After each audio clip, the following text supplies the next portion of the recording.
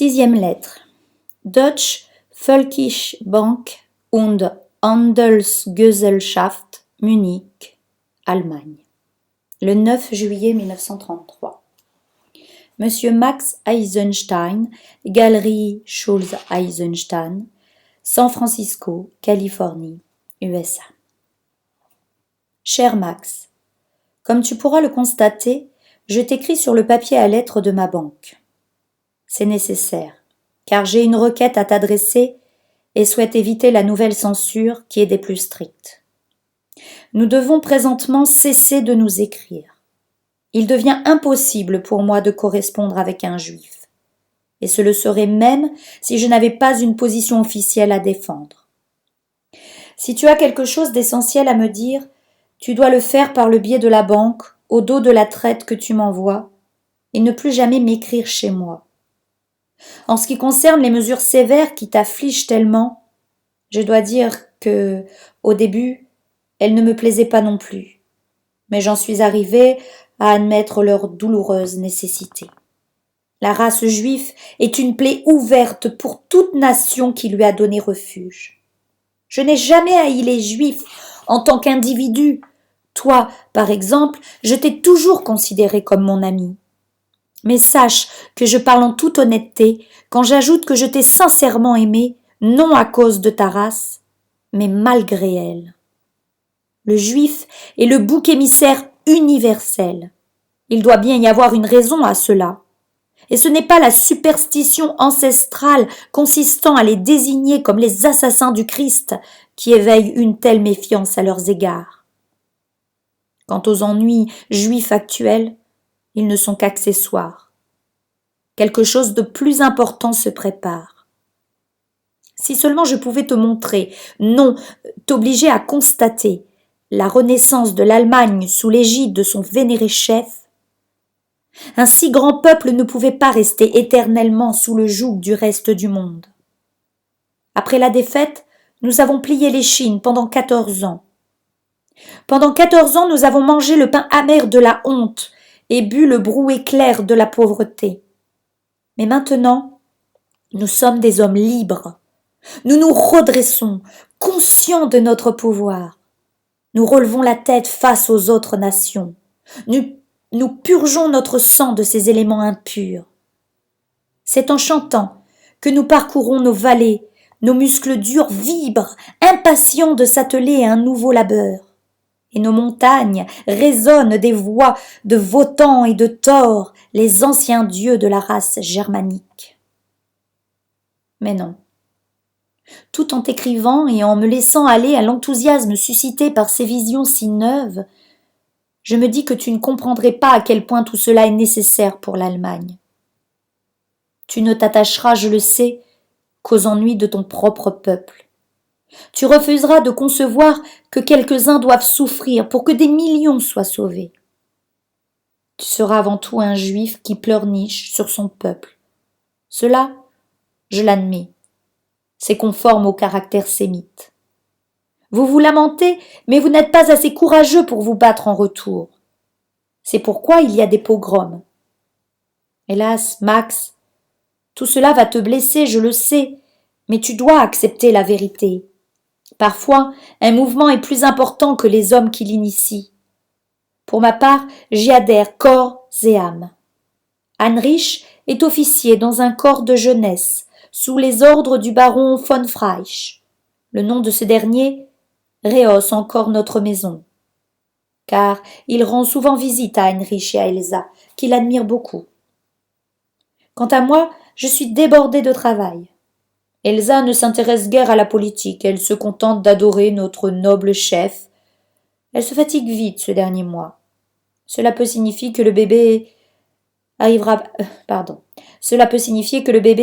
plus tôt que prévu. Ce sera mieux pour elle quand le dernier de nos enfants sera né. Je regrette qu'on doive mettre ainsi fin à notre correspondance, Max.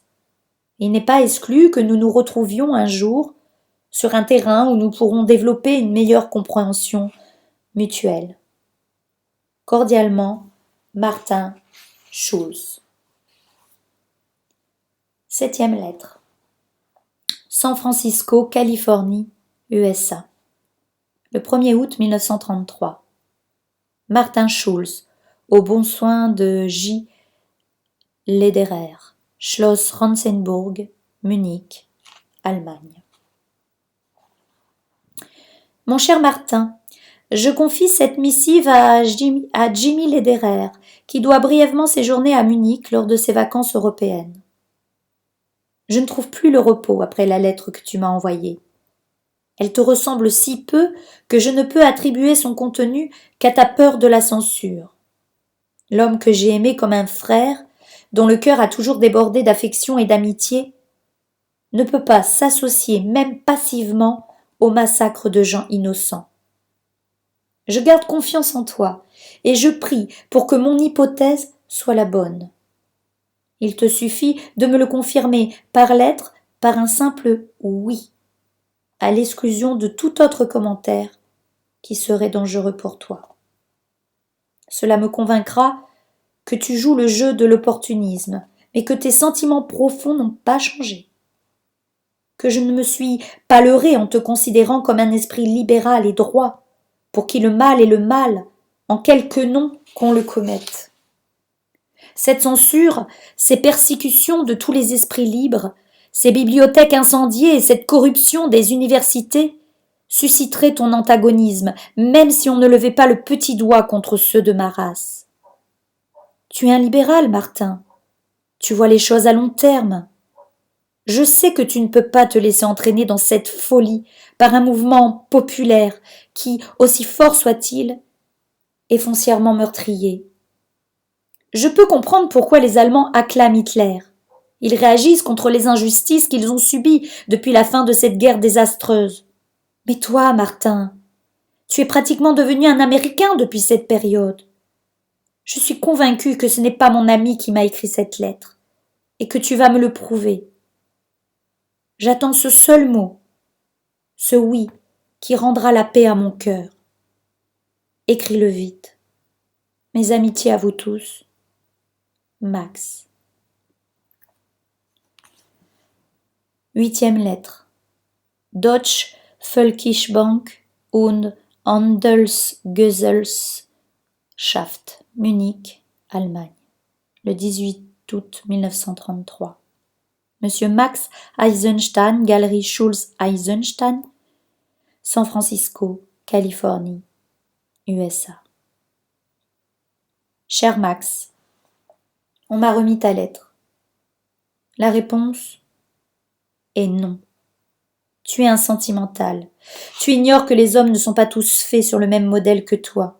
Tu leur colles une gentille petite étiquette de libéral et tu t'imagines qu'ils vont agir en conséquence. Tu te trompes. Moi, un libéral quasiment américain? Jamais. Un patriote allemand. Un libéral est un homme qui ne croit pas à l'action. Il se contente de tenir des discours creux sur les droits de l'homme. Il fait tout un tapage sur la liberté d'expression. Mais qu'est-ce que la liberté d'expression? Tout juste une bonne occasion de rester assis sur son derrière en critiquant ceux qui agissent. Existe-t-il rien de plus futile qu'un libéral? Non. Et je connais bien l'espèce pour en avoir fait partie. Ils reprochent au gouvernement leur passivité, leur incapacité d'instaurer le changement. Mais qu'un vrai chef émerge, un homme actif qui, lui, se met à la tâche. Et quelle est alors la position du libéral? Il est contre. Pour le libéral, tout changement est mauvais.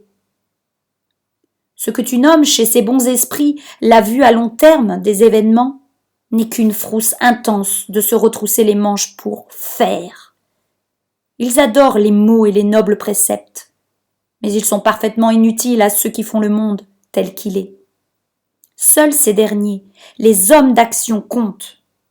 Et ici, en Allemagne, un de ces hommes énergiques essentiels est sorti du rang. Et je me rallie à lui. Non, comme tu le suggères, parce que, submergé par un courant, je ne peux faire autrement, mais par libre choix. Maintenant, je suis vraiment un homme. Avant, je n'étais qu'une voix. Je ne m'interroge pas sur la finalité de notre action. Elle est vitale, donc elle est bonne. Si elle était mauvaise, elle ne susciterait pas autant d'enthousiasme. Tu dis que nous persécutons les libéraux, que nous brûlons les livres. Tu devrais te réveiller. Est-ce que le chirurgien qui enlève un cancer fait preuve de ce sentimentalisme niais? Il taille dans le vif, sans état d'âme. Oui, nous sommes cruels. La naissance est un acte brutal. Notre renaissance l'est aussi. Mais quelle jubilation de pouvoir enfin redresser la tête! Comment un rêveur comme toi pourrait-il comprendre la beauté d'une épée dégainée? C'est ce qu'est notre fureur. Mais tu n'as jamais rencontré un Hitler. Tu m'obliges à te répéter que tu ne dois plus m'écrire. Nous ne sommes plus en sympathie. Tu devrais t'en rendre compte. Martin Schulz.